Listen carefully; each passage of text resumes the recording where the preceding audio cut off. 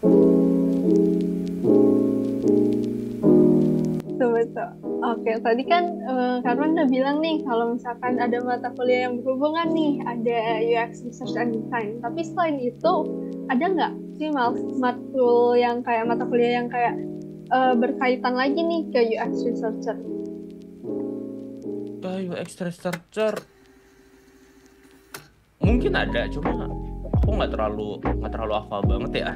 Karena kan masih waktu itu masih pandemi ya, jadi nggak terlalu katam banget. Tapi kalau mungkin untuk secara banyak materi bukan banyak materi ya, kayak banyak bobot materinya yang digunakan di UX researcher itu nggak semuanya, paling kayak mungkin menyinggung-nyinggung aja kali gitu sih. Oke, berarti emang yang paling penting tuh si UX Research and Design ini ya? Iya, tetap. Oke, paling ini sih pengen nanya, software yang digunakan nih pas jadi UX Researcher tuh apa aja sih? Kayak pakai Figma kah atau apa? Atau yang lain? Kalau software yang dipakai UX researcher, kalau untuk Figma kita juga pakai untuk ngeliat desainnya, untuk memantau perkembangan desainnya. Tapi sebagai UX researcher lebih banyak main di software ini sih, Docs, Excel, PowerPoint kayak gitu-gitu sih. Karena kita kalau aku di Telkom lebih ke research dan buat dokumentasinya gitu sih. Karena kan nggak terlibat langsung dengan desain ya. Jadi nggak terlalu sering pakai Figma. Berarti emang jadi UX researcher tuh emang bener-bener fokus banget nih, kayak cari tahu banyak hal gitu, terus ditulis nanti di doc, di Excel, di ini lagi, terus taruh di PowerPoint buat dipresentasiin ya. Iya, benar. Oke deh, ternyata cukup simple gitu ya, kayak software yang digunakan ya. Simple banget, tapi kalau bisa dibilang susah enggak sih? Cuma terus aja jadi bosan sih. Kayak research terus gitu ya. Iya, ada variasinya. Oke, paling pengen nanya nih, kayak kan dari tadi kita udah cerita nih internnya kayak gimana. Ada nggak sih kayak suka dan dukanya gitu, kayak sukanya, senengnya kenapa nih, terus kayak dukanya kayak sedihnya gimana sih gitu? Kalau kalau sukanya, pertama tuh karena kantorku jauh ya di Bandung ya. Jadi mungkin kalau saya disuruh WFO, oh ya kebetulan aku hybrid ya, jadi bisa WFH bisa WFO. Tapi untuk yang regional kita di Jakarta masih boleh WFH. Soalnya kantornya jauh di Bandung, jadi kalau misalnya ke Bandung tuh bisa sekalian jalan-jalan, kulineran tuh. Jadi kalau bisa ke Bandung 3 hari, lumayan 2 hari, kerja sambil setelah ngantor bisa kulineran sama temen-temen gitu. Dan kalau misalnya lagi nggak ke Bandung, ya kerjanya dari rumah aja, jadi bener-bener full time ngerasain WFH kayak kuliah online lagi gitu. Terus kalau dukanya paling nggak terlalu bonding ya sama mungkin dari departemen lain gitu. Jadi cuma tahu ya tim produk aja gitu.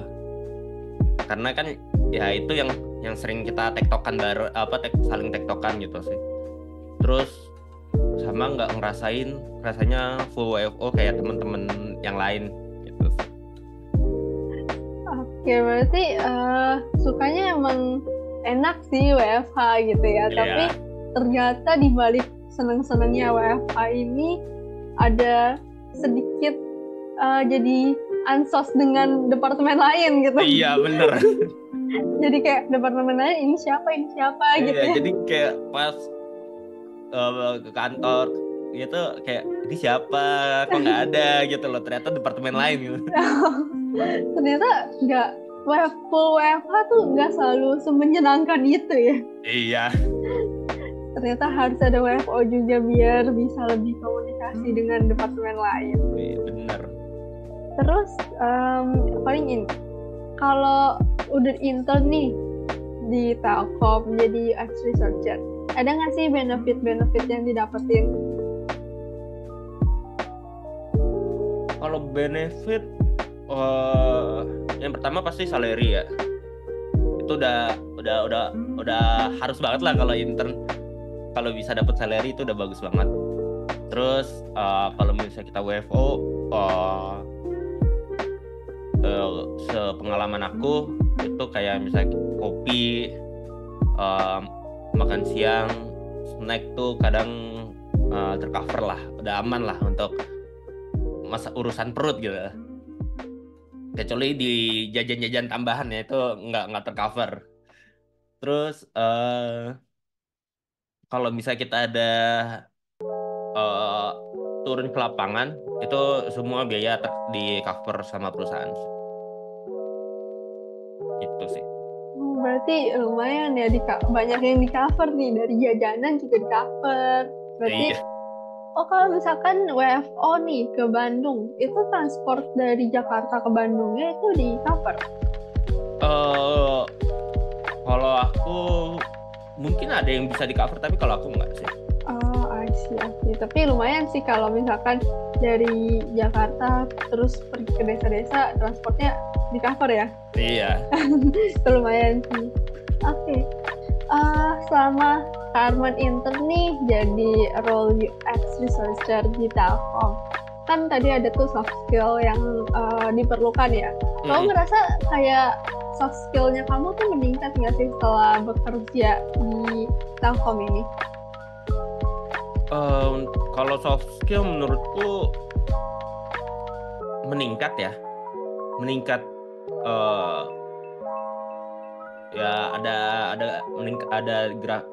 menurutku aku rasanya kayak ada grafik tingkatannya lah, walaupun nggak terlalu signifikan karena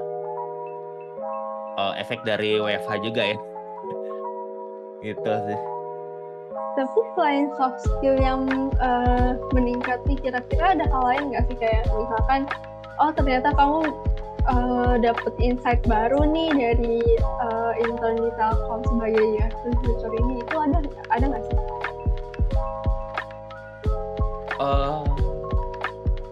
Insight baru mungkin ini sih, kalau dari pengalaman di Telkom mungkin bisa tahu internal Telkom ya. Jadi kayak pengembangan apa aja yang lagi dikembangin sama Telkom buat kedepannya gitu. Mungkin kayak boleh di-spill nggak sih? Nggak tahu sih ini boleh di-spill apa enggak, tapi kayak mungkin selain digitalisasi desa di Indonesia sendiri sekarang mungkin kalau beritanya, nggak tahu sih beritanya udah banyak apa enggak, tapi kayak mereka saat ini lagi gencar-gencarnya untuk ngemajuin e-government. Nah itu salah satunya ada nama Telkom di situ. Jadi kalau misalnya yang tertarik mau turun ke mau ikut serta di pemerintahan tapi tidak sebagai ASN, nah itu boleh. Ternyata Telkom ini juga ya ada campur tangannya dengan itu ya. Iya. Aku baru tahu sih kalau itu, kayak ternyata banyak juga ya yang kayak bisa tahu dia Telkom ini lagi ngembangin ini gitu. Iya. Jadi yang di-spill baru satu, belum lagi yang lainnya gitu ya. Masih banyak lagi yang lainnya. Banyak. Ternyata banyak juga sih. Menarik. Oke. Paling ini hampir terakhir, tapi pengen tahu deh, pengen nanya tips and trick untuk bisa dapat posisi yang sama gitu, kayak mungkin tapi nggak di Telkom tapi di perusahaan lain gitu, kayak ada tips and trick untuk bisa jadi posisi UX researcher. Kalau tips and trick aku nggak bisa ngasih banyak ya, karena sebelumnya aku juga kalau boleh jujur agak sedikit jayo atau kayak sedikit iseng aja nyoba di UX researcher. Nggak ada, bukan tujuan utamanya untuk jadi UX researcher. Jadi kalau dari aku tips and triknya paling ikutin terus kayak fokus di mata kuliah user research and design. Terus kalau misalnya kita di S1 kan kadang project-projectnya menyangkut sebuah app. Kalau bisa itu desainnya jangan yang terlalu desainnya minimalis, tapi lebih mementingin user gitu. Terus perbanyak portfolio mengenai desain sih, karena UX researcher base-nya dilihat dari desainnya juga. Kalau misalnya di desainnya dia user friendly atau yang menyentuh user needs-nya, itu pasti kalian juga bakal lancar sih jadi UX researcher, karena kan kita juga perlu nyari user needs-nya. Ya, berarti ternyata sebagai UX researcher gitu, kalau misalkan HR mau ambil kita tuh ternyata juga dilihat nih dari desainnya ya. Kalau aku dilihat juga dari desainnya. Oke, ternyata keren juga. Aku kira kayak desainnya tuh nggak diperhatiin gitu loh, ternyata tetap diperhatiin ya. Iya, tetap. Oke, kira-kira kalau misalkan Karman nih bisa balik ke masa lalu nih, ke masa lalunya Karman di semester 1, kira-kira ada yang mau disampaikan nggak? Kalau nggak, kayak kira-kira ada nggak sih yang mau disampaikan ke adik tingkat kita gitu?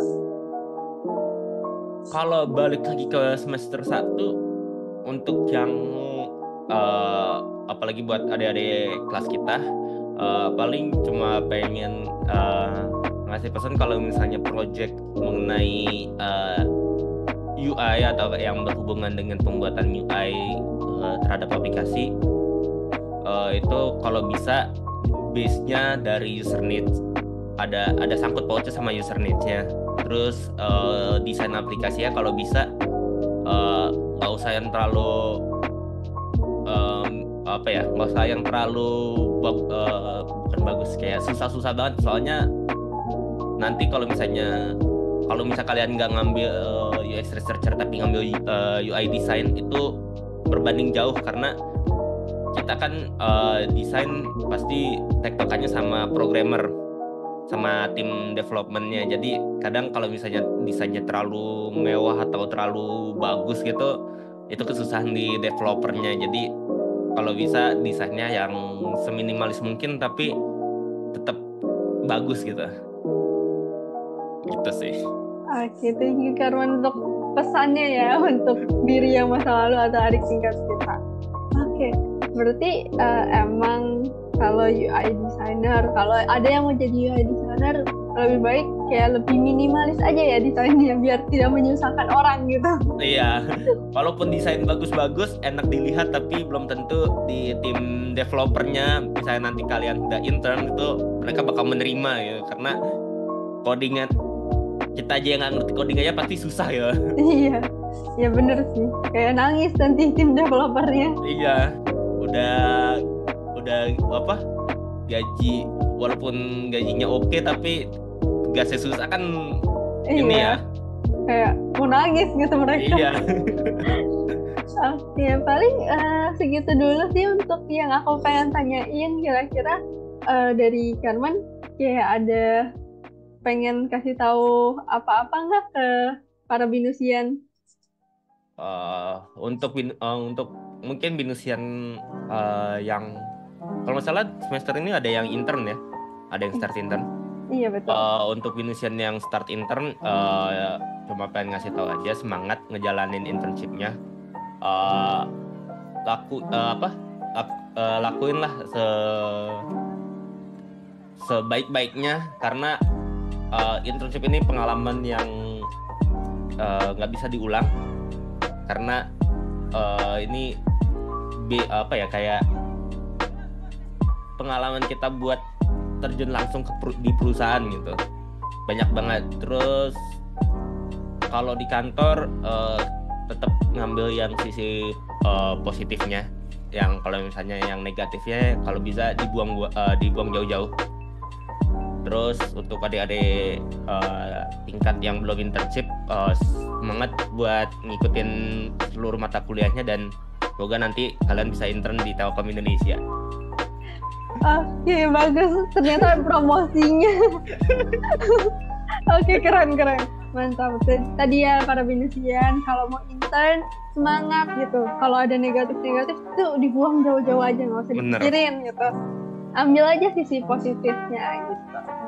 Kalau untuk adik tingkat tadi ini ya, kayak yang benar belajarnya biar bisa intern di Telkom ya. Betul.